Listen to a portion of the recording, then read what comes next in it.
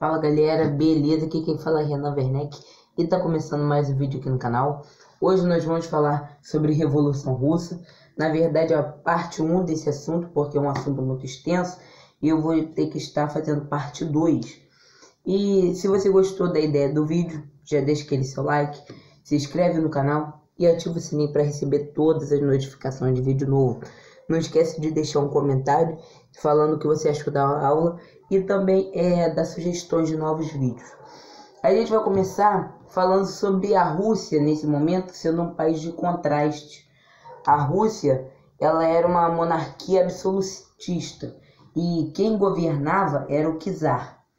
Ele tinha o poder todo nas mãos, tinha o poder e também o apoio da Igreja Ortodoxa e da nobreza, os proprietários de terra.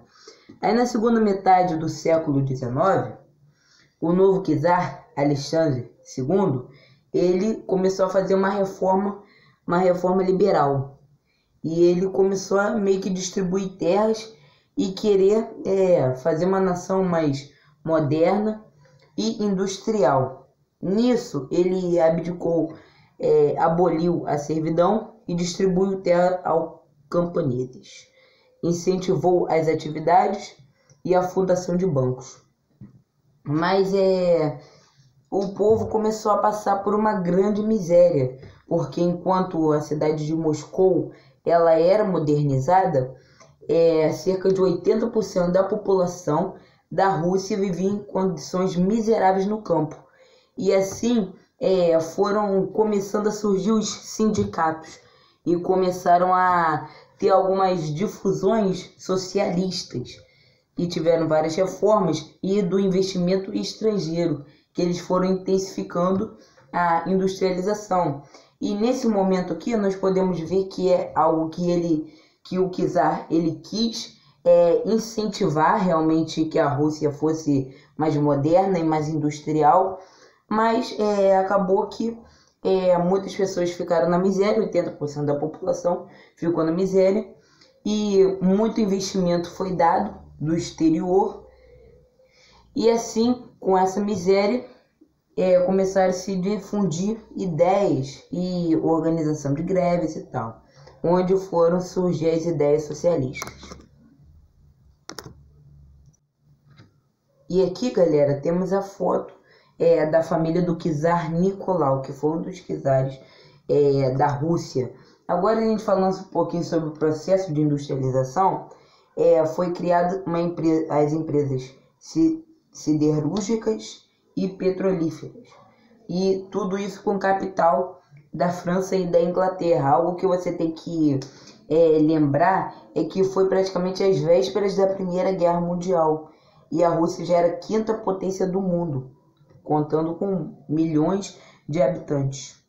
E a França e a Inglaterra, elas já tinham alguns interesses nessa região, então eles não investiram à toa.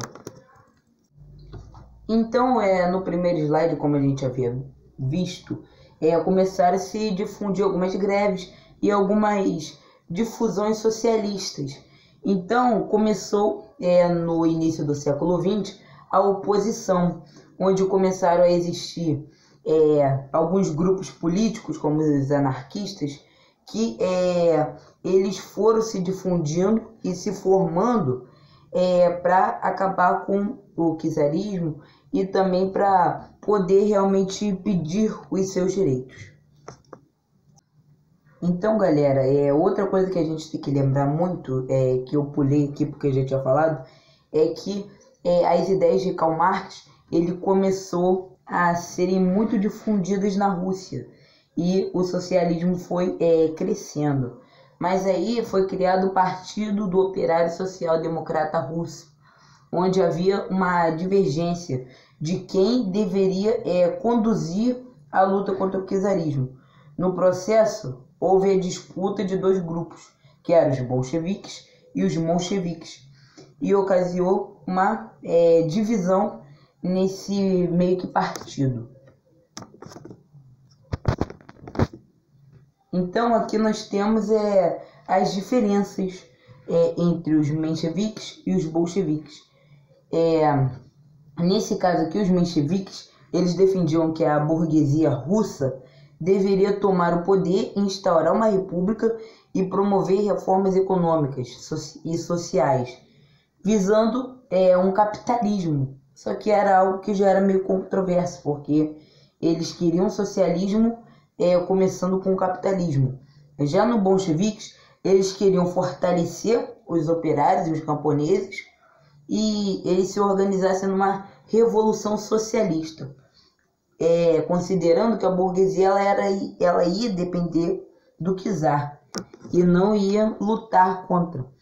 Então nós temos aqui os mencheviques e os bolcheviques, que foram, esses caras foram os principais idealizadores desses dois grupos políticos. Nós também tivemos o Domingo Sangrento. Domingo Sangrento foi um momento onde teve uma manifestação pacífica e o governo atirou em todos eles e a maioria foi morta. E eles pediam reivindicações, que era o fim do autoritarismo, a maior participação, a liberdade da imprensa e a elaboração de uma constituição, além de uma realização de eleições na Assembleia. E o resultado é que o governo ele atendeu algumas coisas, algumas reivindicações dos rebeldes, fez uma Assembleia e também discutiu, propôs reformas para o Estado. Também fez algumas coisas aqui, mas depois, um ano seguinte, o czar ele voltou ao seu poder absoluto. Então, por um momento, eles fizeram sim o que o povo pediu, mas não foi algo que durou muito. A Rússia na Primeira Guerra.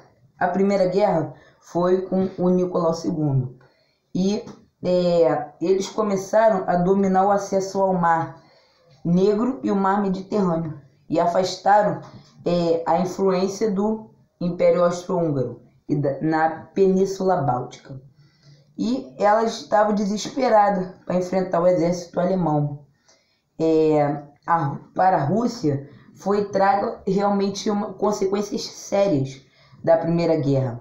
O crescimento de rebeliões e o povo começou a fazer uma greve, começou a fazer realmente uma guerra civil dentro do país, e além da inflação, da redução da produção e de mais outros problemas.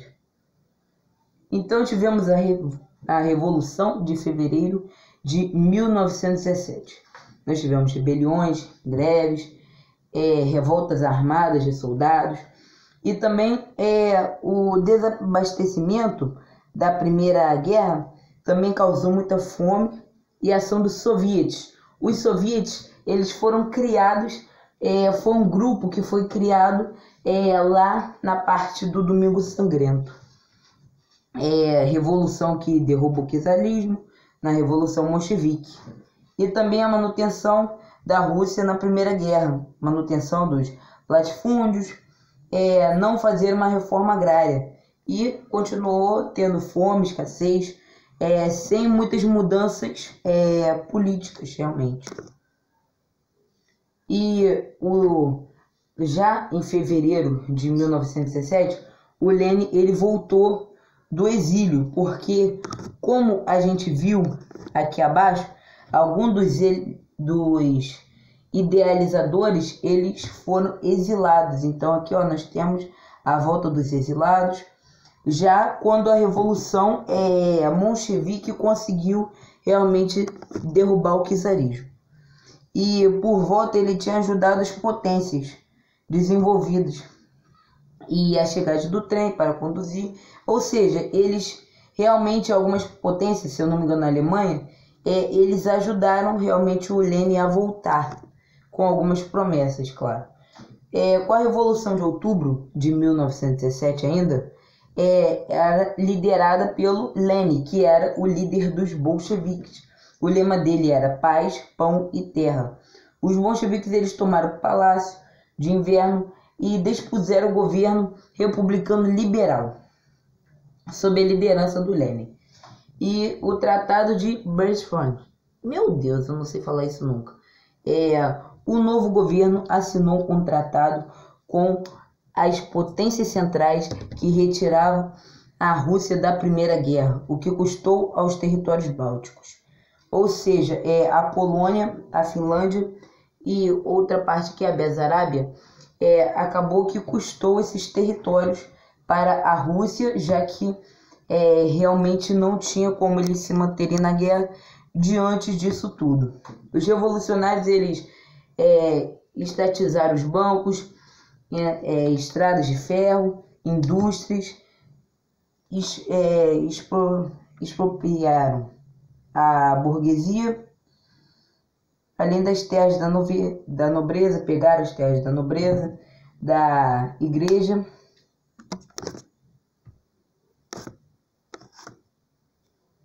Tivemos a Guerra Civil, como eu falei, e esse foi o nosso vídeo. Então, galera, esse foi o nosso vídeo. Eu espero que vocês tenham gostado. Foi um resumo bem rápido, porque é muita matéria. E se eu deixei alguma coisa passar, volta aí um pouquinho nos slides, que os slides têm tudo mais completo, porque eu tenho que passar rápido para não demorar muito. E também, se você gostou do vídeo, deixa o seu like, se inscreve no canal e ativa o sininho para receber todas as notificações de vídeo novo. É isso aí, muito obrigado por assistir até aqui. Valeu, falou e tchau.